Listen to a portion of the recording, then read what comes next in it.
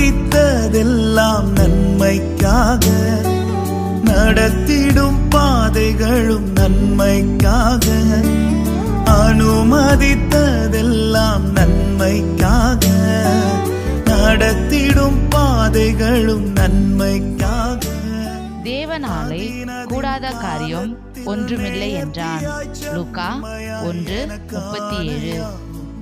செய்து முடிப்பீர் அதினதின் காலத்தில், நேர்த்தியாய் செம்மையாய் எனக்கான யாவும் செய்து முடிப்பீர். உங்க கைகள் குறுகவில்லை, உம்மால் கூடாதது எதுவும் இல்லை.